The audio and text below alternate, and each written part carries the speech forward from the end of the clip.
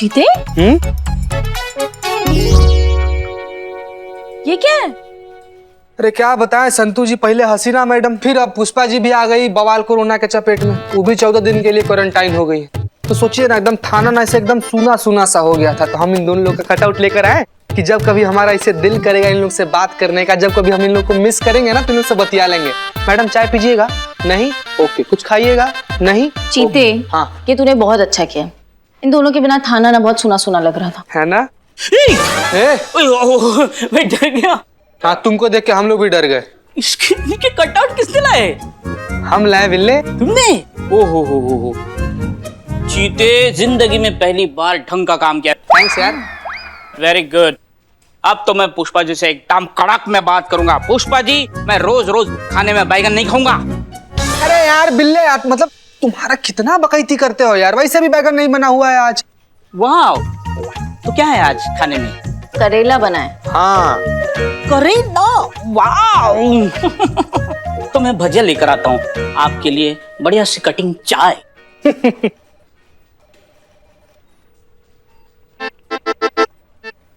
संतू जी,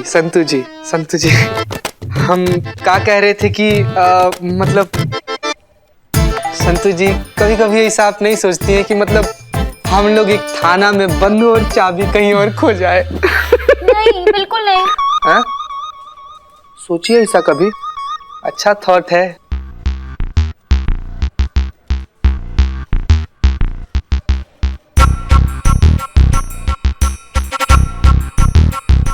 जी कहिए, any problem? Complain? सवाल नहीं।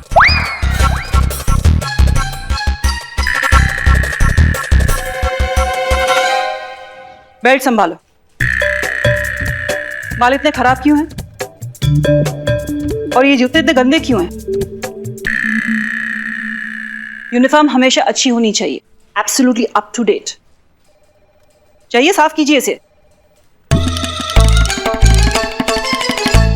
अच्छा, आप कांस्टेबल चित्ता चतुर्वेदी। क्या है? क्या मतलब? ऐसे खड़े होते हैं पुलिस वाले। सीधे खड़े रहिए। जी। तन के, पेट अंदर सीना बाहर। हाँ, ऐसे। और पार्ट टाइम में क्या नौटंकी में काम करते हो? नहीं, ऐसा तो कुछ। तो ये बाल इतने लंबे क्यों हैं? कटवा लो। पुलिस वाले हो, जोकर नहीं।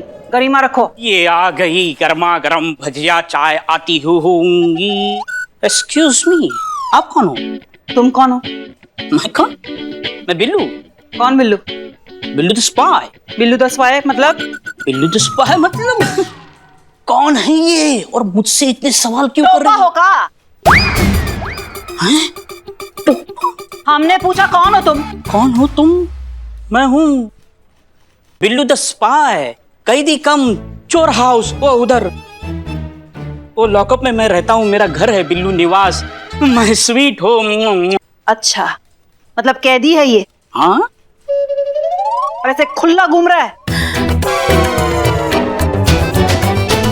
अरे भाई, एक बात बताइए, इस थाने में कोई कायदा कानून है कि नहीं? कि ड्यूटी के नाम पे बस पकौड़े ही खा रहे हो आप लोग? हाँ? कौन है कौन नहीं? तो करिश्मा मैडम के स्टाइल में बात भी कर रही है। पूछो ना, उनको पूछो ना। तुमसे क्यों पूछ रहे हो? तुम पूछो ना। ये क्या खुसुर फुसुर चल रही है? मैडम आप हैं कौन, और कौन आपको ये अधिकार दिया हम लोग का क्लास लेने का? तब से आप ऐसे सवाल किए जा रहे हैं मैडम। कौन है? सवाल नहीं, सरकार है हम। हाँ? गिरी हुई या जो गिरने वाली है वो? Shut up. हम बबीता सरकार हैं। कौन बबीता सरकार? कौन? ये सवाल आप अपनी करिश्मा मैडम से पूछिएगा कि कौन है बबीता सरकार। हाँ, लेकिन आप एक भी आगे सवाल पूछा है तो आज के बाद एक ही बात रट्टी फिरोगी कि कोतवाल जी देखे तो बहुत, और तुम सा ना देखा।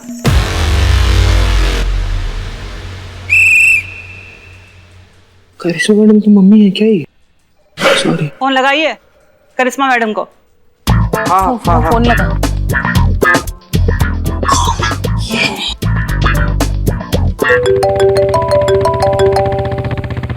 उठाया? रिंग हो रहा है। माँ कौन है सुबह सुबह? अम्मा बोलो चीता, क्या फोन कर रहे हो सुबह सुबह तुम यार? उठा लिया, मैडम उठा ली। पूछिए अभी तक आई क्यों नहीं, कहाँ रह गई? करिश्मा मैडम अभी तक थाना क्यों नहीं आई, कहाँ रह गई आप? अम्मा टोपा हो गए ना। मतलब अब तुमको फोन करके हम पहले बताएंगे कि चीता हम यहाँ तक पहुँचे हैं, यहाँ रह गए हैं, यहाँ थे, बेटा आ रहे हैं थाने, अभी बताते हैं तुमको कि हम कहाँ रह गए थे।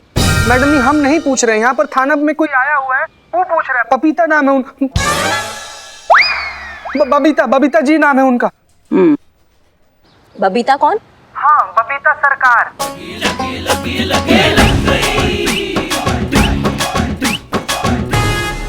बबीता सरकार वो कैसे आ गई? उसे बोलो आज मेरा नवरात्रि का उपवास है, आते वक्त फल लेकर आए। हाँ, सुन लिए हम लाते हैं। उनको बोल दो जो हुकुम सरकार। बोल रही हैं जो हुकुम सरकार।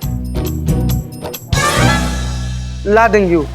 मैडम एक तो ना इसे पर्सनल लेवल पर सवाल था हमारा, आप जानती हैं क्या इनको? अरे आते आते हम लोग पर धौंस जमाना शुरू कर दी। कौन है? देखो चीते हम थाने पहुंच रहे हैं, वहाँ आके तुमको समझाते हैं कि ये कौन है। तब तक के लिए जैसा वो कहे ना बिल्कुल वैसा ही तुम करना, और उनसे सवाल बिल्कुल मत करना। जितना सवाल पूछोगे उतना भड़केंगे और अपना भौकाल दिखा देंगे। हाँ वो तो है मैडम। एक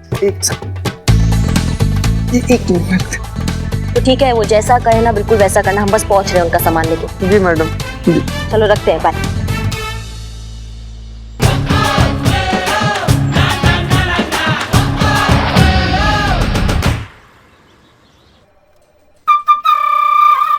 बता देते हैं, बाद में सब बता देंगे डिटेल में है। फोन डायल कर दिया हमारे हाथ पे संतू जी। Sorry madam. पुष्पा जी का डेस्क कहाँ है? यही है मैडम, ये रहा, ये है। और हाँ चेंज करके आते हैं। चेंज करने की जरूरत ही नहीं है, डेस्क तो अच्छा है। उफ, मासूमियत। मजा आएगा। मजा आएगा। माँ का व्रत है मैडम जी। हाँ एप्पल बहुत पसंद है। जी पसंद है। मैडम जी ये संतरे पसंद है? नहीं संतरे नहीं पसंद हमें। क्यों? हमें नहीं पसंद, तुमको का? तो अच्छा मैडम जी आपको ये पीले वाले संतरे पसंद होंगे नहीं? नहीं हमको पीले वाले भी नहीं पसंद। तो फिर आप ले क्यों रही हैं? किसी और के लिए ले रहे हैं। तो आपको क्या लेना है? कुछ नहीं। तो मैडम जी आप क्या खाएंगी? अम्मा हमारा व्रत नहीं है। अभी अभी तो हमने पूछा था आपका व्रत है कि नहीं, आपने बोला व्रत है। अम्मा चुप, एक सवाल और किया ना आप तो निचोड़ के शिकंजी बना डालेंगे तुम्हारा। हमारे दिमाग का हवाई जहाज बना दिया तुमने बकर बकर करके। पकड़ो ये, डालो इसमें फ्रूट्स।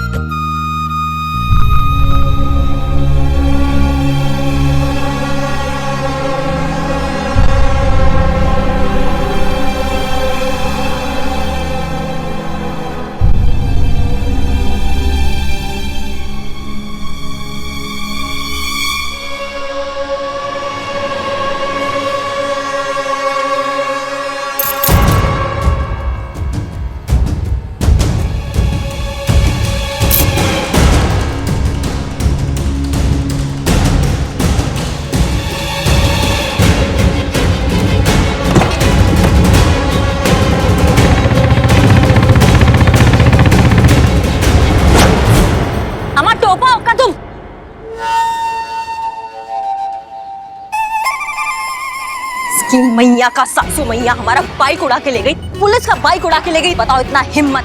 लगता है इसका जिंदगी से ना संबंध खराब हो गए, क्योंकि इसको अब हम दिखाएंगे अपना भौकाल। मैडम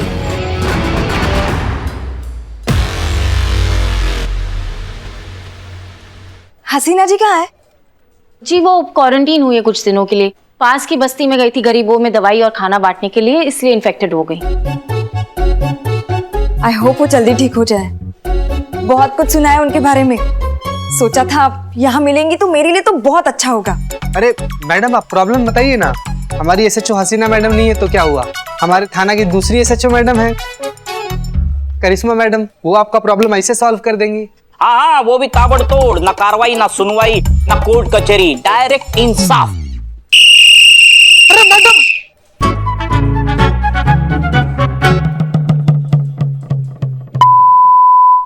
संतोष जी, संतोष शर्मा। हाँ, घर जाऊं? नहीं, रिपोर्ट लिखिए। हाँ हाँ।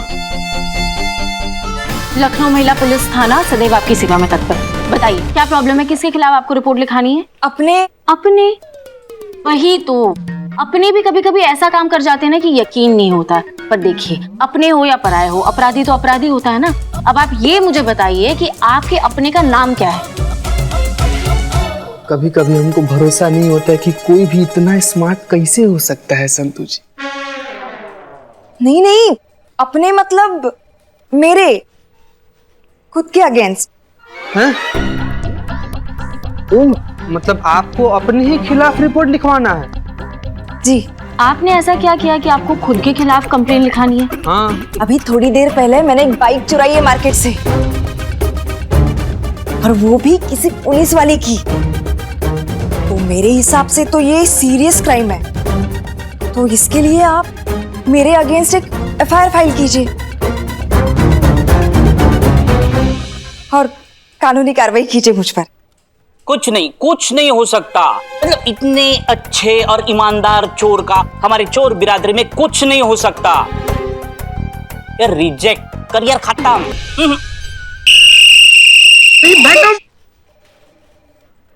देखिए, आप जो कुछ भी कर रही हैं हमारी नजर में सरासर बेवकूफी है।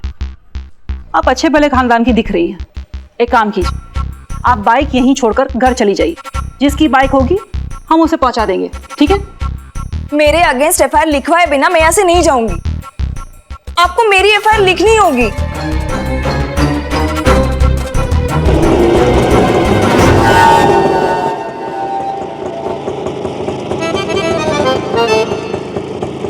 छोड़ेंगे नहीं, पताल से खोज के निकालेंगे उसको, फिर बताएंगे क्या गजब की है वो। करिश्मा सिंह का बाइक चुरा लिया, करिश्मा सिंह की आंखों के सामने से उसका बाइक चुरा लिया। माँ हद हो गई टोपा की दिखी। सही है मैडम।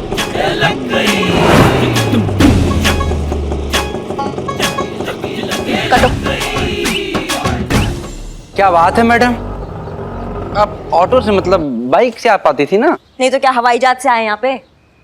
नहीं, आइडिया तो बुरा नहीं है, लेकिन यहाँ पार कहाँ करेंगे, जगह नहीं है। अम्मा चुप। जिसको देखो आज फालतू का बात कर करके ना हमको पकड़ डाला आज। अब हमारा बाइक हम बैठे नहीं बैठे, चलाए ना चलाए, ऑटो में बैठे, उड़न खटोले में बैठे, तुम कौन होते बिना साइलेंसर के धुआं छोड़ने वाले? अम्मा चलते फिरते नजर आओ, वरना ऐसा कंटाप मारेंगे ना कि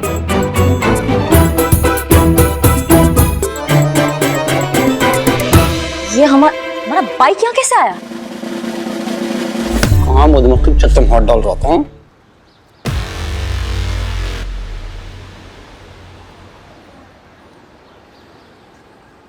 नहीं, हम तो कंप्लेंट लिखवाएंगे और आपको लिखनी पड़ेगी। आप समझने की कोशिश कीजिए। आप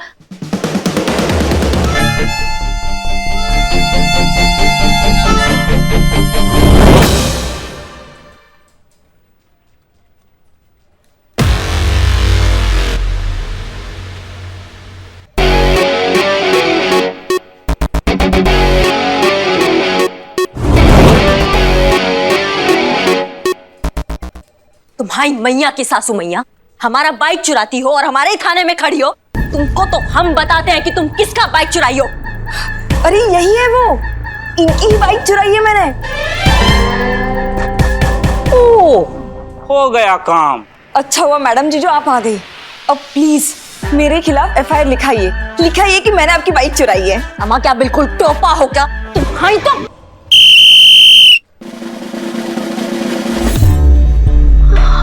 अब जय हिंद मैडम। जय हिंद। क्या सिखाया था? ऐसे अवसर पर क्या करना चाहिए? आप तो बिल्कुल ही नहीं बदली। गुस्सा आए तो क्या करना चाहिए? काउंटिंग करना चाहिए। कितना करना चाहिए? 1 से 5 तक। तो करो। एस से जो क्या बन गई सारे सबक भूल गई आप? थोड़ी तरक्की क्या मिली करिश्मा जी, आपके सर का पारा तो ऊपर ही चढ़ गया। सारा सिखाया पढ़ाया फेल है। और ये क्या, ये वजन का है बढ़ाए रखा है? इंसान हो या गोभी, हर जगह से फैल रही हो। जरा फिटनेस का ख्याल रखो। अरे बाप रे बाप, ये तो करिश्मा मैडम को सीधा गोभी बोल दी।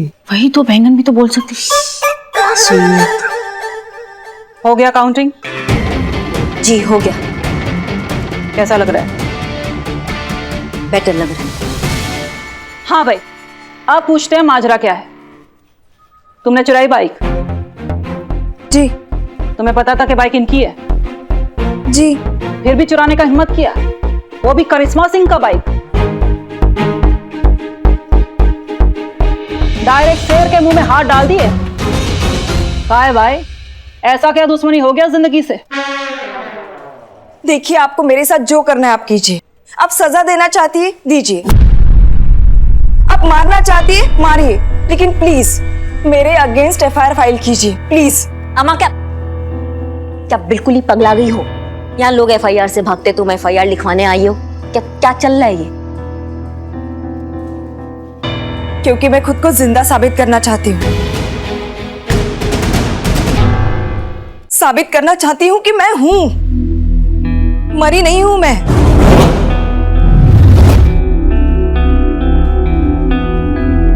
मैं जिंदा हूं, आपकी तरह, इनकी तरह, आप सबकी तरह।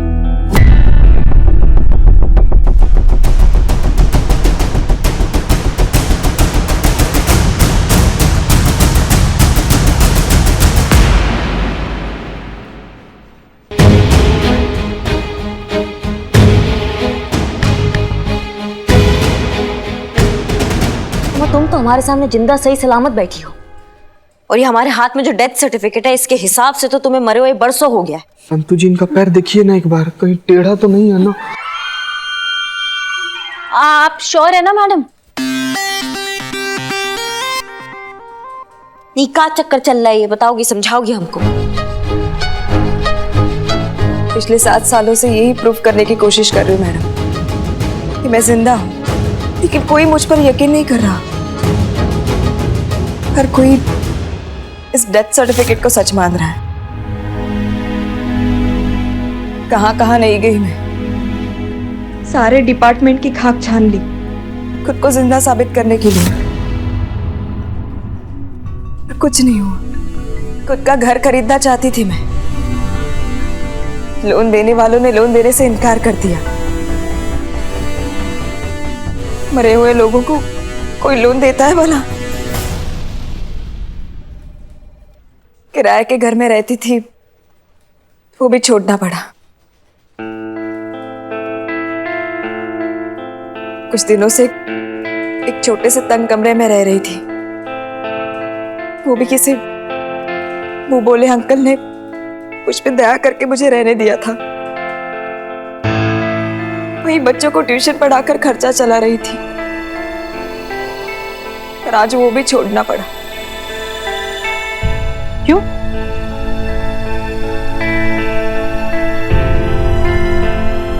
क्योंकि अब मेरे वो मुंह बोले अंकल मुझसे शादी करना चाहते हैं।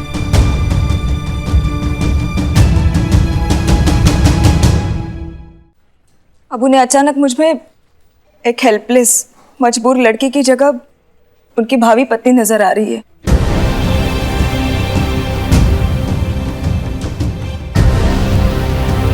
इसीलिए वो घर छोड़ना पड़ा। भागते भागते थक गई, इसीलिए मजबूरन ये कदम उठाया। आपकी बाइक चुराई, सोचा पुलिस की बाइक है तो कोई तो सरकारी कार्रवाई होगी, और होगी तो किसी सरकारी कागज पर मुझे जिंदा माना जाएगा। तो ये तो कम से कम कुछ दिनों के लिए जेल में ही सही, रहने के लिए छत तो मिलेगी। पर ये सब कैसे हुआ? मतलब हो सकता है ना कि किसी और गौरी की जगह आपका डेथ सर्टिफिकेट इशू हो गया हो। मतलब हुआ है मेरे साथ ऐसे, पुलिस की ट्रेनिंग में मुझे मेल आया था कि मैं फेल हो गई, पर वो सेम नाम की वजह से कंफ्यूजन हो गया था, पर मैं पास हो गई थी। तो हो सकता है ना कि टेक्निकल एरर हो। ये कोई टेक्निकल एरर नहीं था, साजिश थी जो खुद मेरे सगे भाई ने रची थी मेरे खिलाफ। ये सब कुछ तुम्हारे सगा भाई ने किया? जी, मेरे बड़े सगे भाई ने जानबूझकर पूरी प्लानिंग के साथ मेरे साथ ऐसा किया। हर जगह, हर रिकॉर्ड्स में, हर कागज पर मुझे मरा हुआ साबित किया।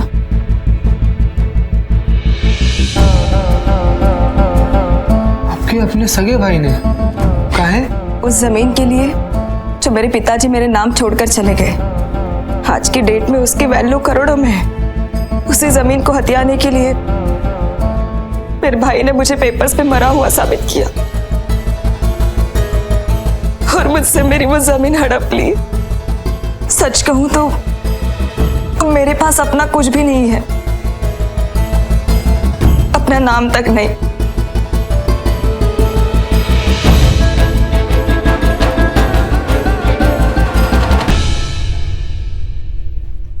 सुनो, तुमको रोने का जरूरत नहीं है। रोएगा तो ये तुम्हारा भाई जिसने तुम्हारा ये हालत किया है।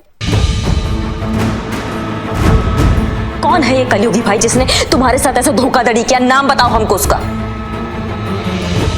रविंद्र अस्थाना।